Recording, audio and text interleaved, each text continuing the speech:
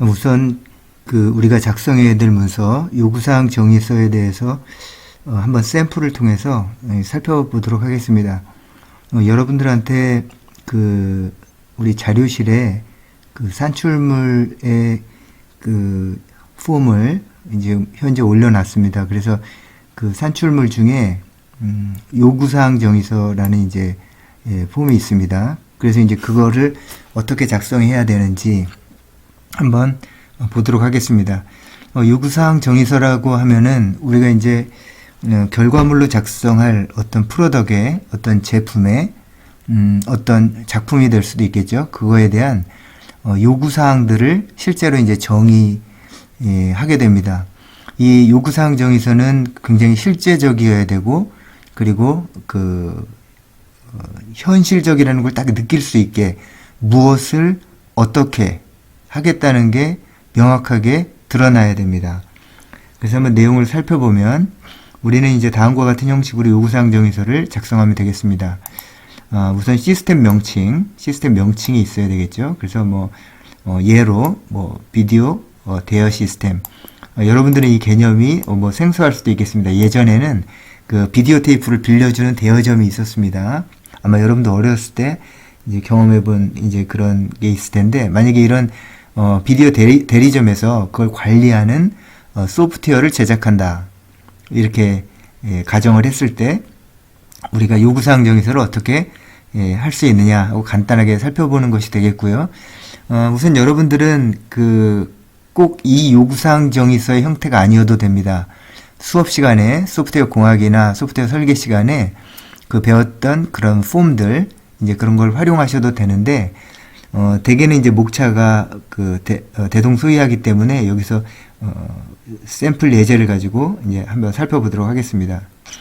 이제 비디오 대여 시스템이 되겠고요. 그리고 시스템의 목표가 무엇인가를 한 번 더 여기다가 이렇게 적어줍니다. 그래서 원래 시스템 정의서 정도에서 이렇게 언급해 줘야 될 내용인데, 전체적인 요구사항이 향하는 방향이 무엇인지를 알기 위해서, 직관을 통해서 알기 위해서 직관적인 목표들을 정해주는 겁니다.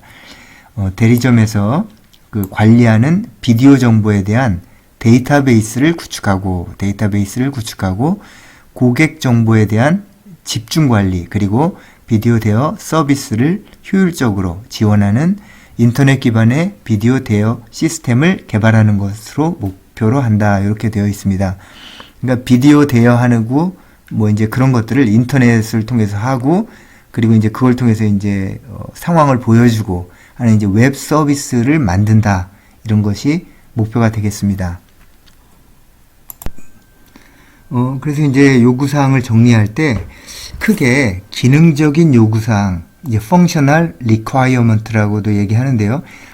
기능을, 그게 요구사항 중에 기능적인 부분들, function, 그저 직관적으로 생각하시면 됩니다. 그래서 추가, 조회, 변경, 삭제, 이런 기능들에 대한 요구사항이 있고요. 크게 나누면. 그리고 다음으로 비기능적인 요구사항이 있습니다. 그래서 이제 비기능적인 요구사항은 기능적인 요구사항에서 다 적지 못했던 이제 그런 부분들을 언급해주면 되겠습니다. 그래서 이제 몇 가지를 이렇게 적어놨는데, 그 중에서도 이제 중요한 게 이제 성능이 있겠죠. 그렇습니다. 그래서 이제 위에서부터 살펴보면 기능적인 요구사항, 이 기능적인 요구사항들은 비디오 정보 관리를 위한 다음의 기능이 제공되어야 한다. 이제 이런 소전제가 하나 있는 겁니다. 그러면 거기다가 비디오 정보의 추가라든지, 이건 실제로 어떤 버튼을 누르면 수행하는 기능이 되겠습니다. 기능. 그래서 이제 추가, 그리고 조회, 변경, 삭제, 이런 건 함수 형태로 기능이 정의가 돼서 구현이 되어야 되겠죠. 그래서 이제 그런 부분들을 이제 언급하는 게 되겠고요. 그리고 고객 정보 관리를 위한 또 이제 고객 정보의 추가, 조회, 변경, 삭제. 여기는 이제 비디오 정보에 대한 추가, 조회, 변경, 삭제가 되겠고요. 이 밑에는 이제 고객 정보에 대한 추가, 조회, 변경, 삭제. 아무리 작은 것이라도 기능으로 구현된다면 여기에 다 기술이 돼야 됩니다. 그래서 실제로 이런 요구사항들이 그 시스템의 설계로 이어져야 됩니다. 각 항목마다 시스템의 설계로 이렇게 요구사항 추적이 돼야 됩니다.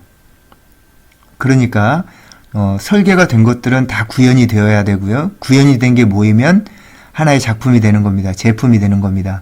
그러면 그러려면 그게 구현이 되려면 설계가 되어야 되고 반대로 반대 방향으로 설계가 되어야 돼. 설계가 되려면 요구사항에 나와 있어야 되는 겁니다. 이제 그런 부분들을 정리해야 되는데요. 그래서 이제 아무리 간단하더라도 그 함수로 그러니까 기능적으로 그 구현이 될 것이면 이렇게 다 명시를 해줍니다. 그리고 비디오 대여 반납 처리 기능이 제공되어야 한다. 비디오라는 이제 정보가 있고요. 비디오라는 어떤 그 객체가 있고요. 그리고 고객 정보라는 또 하나의 이제 오브젝트 릴레이션이 있죠.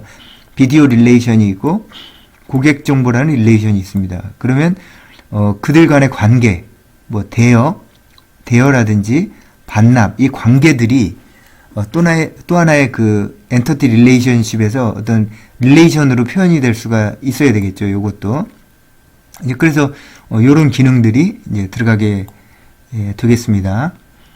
그리고 다음과 같은 정보 조회 기능이 또 제공되어야 된다 하는 거는 뭐 제목에 의해서 비디오의 목록이 조회가 된다든가 뭐 기간별로 그 출시된 비디오 목록이 조회가 되어야 된다든가.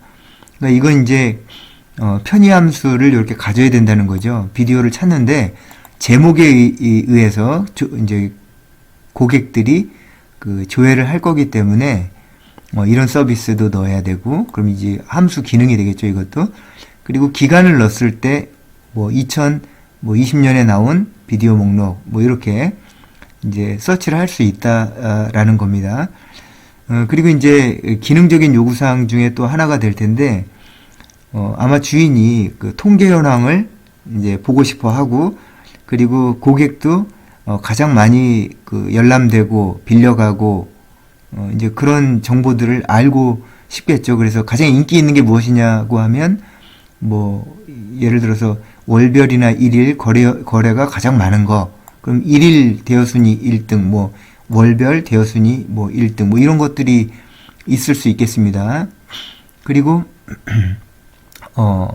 비디오 뭐 미반납 현황 이런 부분들도 고객이 이제 또 찾아볼 수도 있겠고 관리자가 찾아볼 수도 있겠고, 그래서 이런 기능들이 이제 제공되어야 될 겁니다. 그리고 고객 취향 분석 현황, 그러니까 뭐 고객마다 뭐 이렇게 그 좋아하는 장르가 있을 수가 있겠고요. 그런 것들이 이제 분석하는 이제 그런 통계 현황이 제공될 수도 있겠죠. 그래야지 주인이 우리 동네에서는, 그러니까 우리 비디오 가게의 그 고객들은 어떤 장르의 그 작품을 좋아한다. 그러면 그쪽 장르의 그 비디오를 많이 구매할 수도 있겠지. 구매해서 미리 이제 비치해 놓을 수가 있으니까 이제 그런 부분으로 해서 이제 서비스를 이렇게 준비하는 겁니다. 그래서 그거를 기능적으로 구현해야 될 항목들을 이제 요구사항으로 이렇게 이제 적어 놓게 되는 것입니다. 그래서 이제 요구사항을 이제 그렇게 정리하시면 되겠고, 그 다음에 비기능적인 요구사항입니다. 이제 그 대부분의 우리가 알고 있고 가장 급하게 리스팅해야 되는 부분들은 아마 이 기능적 요구사항일 겁니다. 기능적 요구사항. 기능적 요구사항이 기본적으로 돼야 무엇인가가 되어야지 거기에 대한 뭐 성능이라든지 아니면 뭐 버튼 모양이라든지 형상이라든지 그런 것들이 이제 추가적으로 그 지원될 수가 있을 겁니다. 그러니까 아주 원초적이면서 근원적인 그 요구사항이 바로 기능적인 요구사항이 되겠습니다. 그렇게 해서 이제 기능적인 요구사항들을 정리할 수가 있겠고요. 그 다음으로 비기능적인 요구사항을 한번 보겠습니다. 아래에 이제 써 있는 그 품질 항목들은 개발 시스템에 따라 차이가 있을 수 있습니다. 그러니까 여태까지 그 기능적인 요구사항을 했고, 그리고 이제 비기능적인 요구사항을 정리를 또한 할 텐데, 그런 부분들이 실제로는 여러분이 어떤 시스템을 개발하느냐에 따라서 많이 달라질 수도 있습니다. 그래서 자신이 하고자 하는 일이 기능적이다 또 비기능적이다에 맞게끔 모든 요구사항들이 나타날 수 있으면 됩니다. 처음부터 그 문서가 완벽하게 되진 않죠. 그래서 프로젝트가 진행 중에도 계속해서 보완되는 문서이기도 합니다. 그래서 계속해서 그 제품을 완벽하게 만들려는 어떤 문서적인 작업이니까요. 산출물 활동이니까 중요한 활동입니다. 그렇지만 계속해서 이제 수정이 일어나는 그런 시스템이 되겠습니다. 그래서 이제 비기능적인 요구사항 보면 아까 설명했던 기능적인 것 외에 기능으로 표현하기 힘들었던 것들 이제 그런 요구사항들이 있을 수 있습니다. 가용성입니다.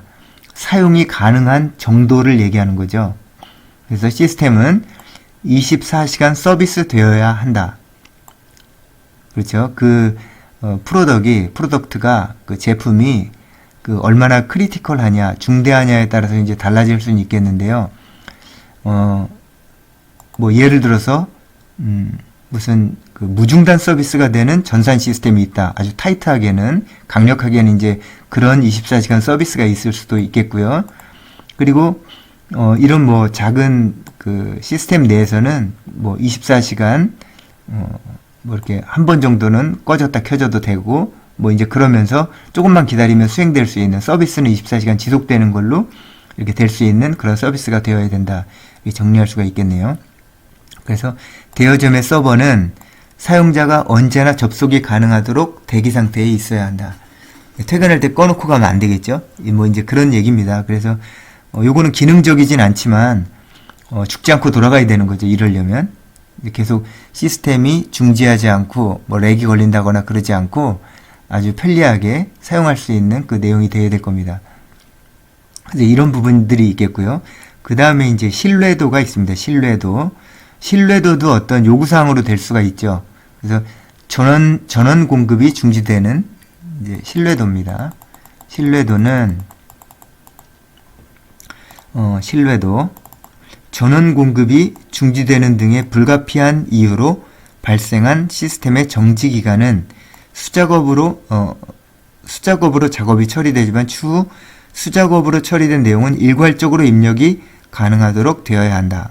이제 이런 겁니다. 그래서 시스템을 얼마나 믿을 수가 있느냐, 이 비디오 관리 시스템을 얼마나 믿을 수 있느냐, 그런 부분들을 적어 놓을 수도 있겠습니다. 그러니까 지금 이거는 비기능적인 요구사항들을 가용성이라든지 신뢰도라든지 그 측면에서 여러분들이 여러분들의 작품을 여러분들의 프로젝트를 한번 보는 겁니다.